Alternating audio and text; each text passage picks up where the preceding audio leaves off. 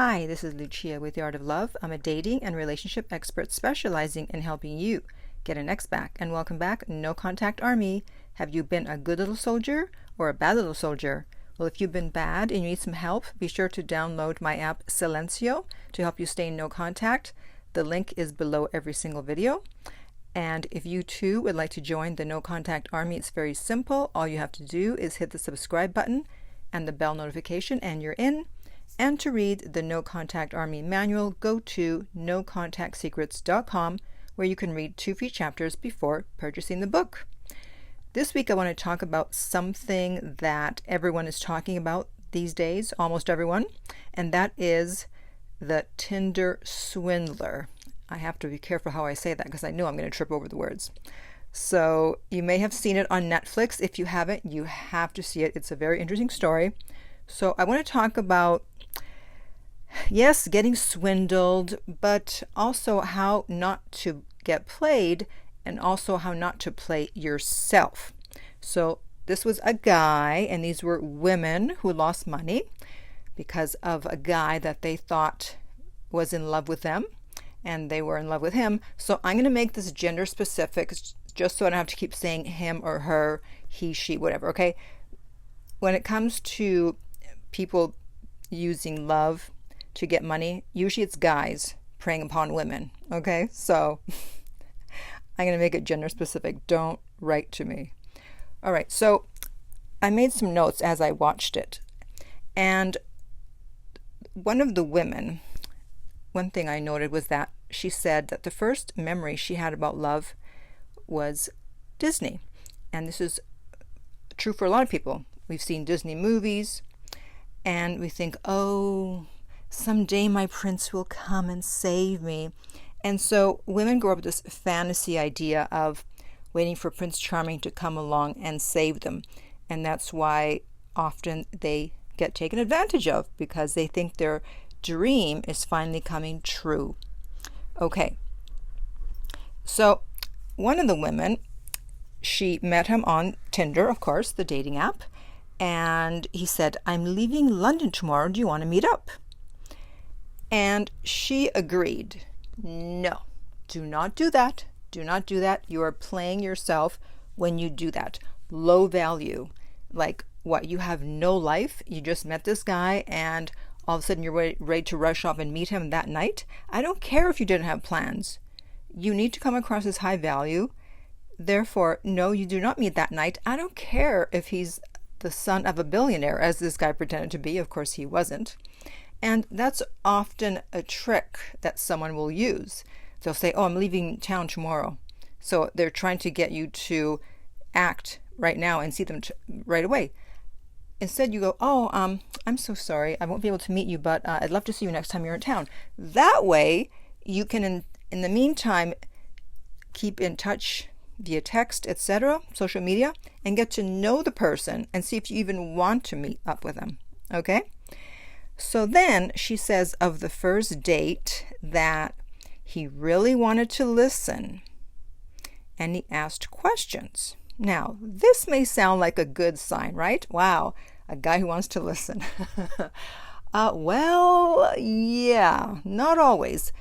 Listen, it is important, obviously, that you have a guy who wants to listen, and a guy asking questions, that's usually a sign of interest. If a guy, you're on a date and he does not ask any questions or very few, then he's either not interested or he's just trying to, he's just interested in getting you into bed. So he really doesn't want to talk.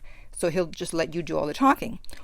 Or if someone is asking a lot of questions and doing a lot of listening, they could be trying to figure out how to play you. In this case, the swindler. So he's trying to assess whether he's even going to be able to play you, whether he's wasting his time putting effort into you by the things you say. So on a first date, you don't want to be the one doing all the talking. If anything, you want to be the one to let the other person do the talking. And then you find out about them. Okay? Then he asked her if she would like to go on a trip that night. I believe it was that night of the date. It would be on a private jet. And of course she said, yeah. Listen, I'm pretty sure it's hard to turn down someone who you've met, who you find out is the son of a billionaire, and he invites you to go on his private jet that night. Listen, even I would have a problem turning that down, but you got to turn it down. Again, low value behavior. What, you have no life? You can just go zipping off on a private jet? I know it sounds like a fairy tale. Oh my God, my prince is here and he's got a private jet and I'm going to go off on his plane. Yeah, don't do that. Okay, so then off they went to wherever they went. And of course they slept together. And then she said that in the morning she saw marks on his back. And he had some story about why he had marks there. And he came across as vulnerable. Now, vulnerability is a good thing. However, in this case, in the case of a swindler or in the case of someone trying to play you, they know that, and so they use that to their advantage to try to get you to bring your guard down. And so they go, yes, I had a rough childhood and this happened and that happened and oh, la, la, la, la. They kind of tell you a little bit of a sob story, but they know how to tell it to you correctly so it's not coming across as a sob story in order to get you to feel sorry for them. You go, oh, he's harmless. Look at him. He's got his marks on his back. Poor guy. He's had a rough life. Yeah. Then the next step was the love bombing. I miss you. I really like you. He was sending flowers. Always, always, always be careful about love bombing in the beginning. Because again, the whole fairy tale, we think we're going to meet someone and they're going to see how wonderful we are right away and they're just going to love bomb us because they can't stay away from us and they see how amazing we are, so they have to love bomb us. They can't control themselves. Rarely is love bombing a good sign. Always be cautious. I know when you're in it, you get caught up and you just want to go with it. Don't. You're like an addict. You're like a coke addict and you're trying to get your hit. So be cautious of this happening. Be on guard. Then something else that happened was she said she was having a bad day, so he flew over in his private jet just to have coffee. Get out of here. I mean, that did happen. He did do that, but I'm sure that's not the reason. Okay, I mean, a guy who's that busy that he's got a private jet, etc., he's not just flying in for coffee most of the time. Listen, does it happen? I'm sure, but I don't know. But again, we want to believe the fairy tale. So, of course, at some point he had to try to swindle her. So the request for money came about a month in, I believe, because he used that time to make her fall in love with him. That's why he was doing all these things. So if someone asks you for money, I think he asked her to bring $25,000 initially. You have to ask yourself, why is the son of a billionaire asking me for money? I'm not a billionaire and I'm not even a millionaire. So why is this guy asking me for money? Why does he need my help? Surely he can ask daddy, or I'm sure he's got some very rich friends. He can ask the bank. He can do many things to get money. So if someone wealthy asks you for money, you have to wonder why. Okay, that's a red flag. Secondly, do not, you know what the best way to not get swindled is? Never give anybody money. If you don't give someone money, guess what? You can't get swindled. Never give anyone that you're dating money unless that is your fiance or husband. The 2 times that I've given money, it was to friends and they needed it for their business, and I made both of them sign contracts, and one of them I even made them pay me interest. Okay? Because when it comes to money and finances, I don't mess around. So for me, if someone asks for money, someone that I'm dating asks for money, that's an immediate red flag and my interest immediately goes down.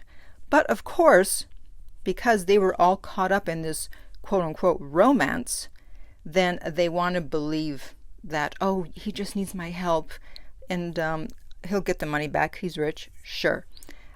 And you have to look at the stories that the person is telling you, because he told one of the girls that he was a Mossad agent working undercover as a pilot. Now, I don't know, a Mossad, is someone really going to admit that they're an agent? Isn't that one of the things that you're not supposed to do? Like, why would he tell her that? Right? And another girl said that he was very thoughtful. He remembered every little thing. So, not to bash guys, but guys are notoriously known for forgetting anniversaries and birthdays, etc. So again, someone who remembers every little thing, it's either someone who just happens to be very, very thoughtful and maybe has learned in the past when he wasn't thoughtful that he better not forget anniversaries and birthdays, or it's someone that's making notes so they know how to win you over so they can play you. I don't want you to be paranoid, but I also don't want you to be played. So what can you take away from this? I want you to, as I said, I don't want you to be paranoid. So trust, but verify. There's a saying in Russian, I know I'm going to mess up the pronunciation, but I believe it's dovieraj ne provieraj. Trust, but verify. So if you see these signs, don't automatically think, oh my God, this guy's trying to play me, or this guy's a swindler. No, but also don't be naive and think, oh no, everything's fine, he's in love with me.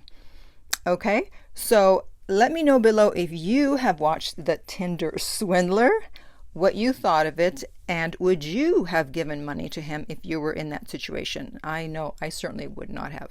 Okay, and in the meantime, if you would like my help to either get your ex back or to not get swindled or not get played or any other dating issue, you can contact me at theartoflove.net. The direct link is below and we will send you the rates. If this video has been helpful, please remember to like, subscribe, and share. If you're listening to a podcast, please rate and review. And finally, remember that love inspires, empowers, uplifts, and enlightens.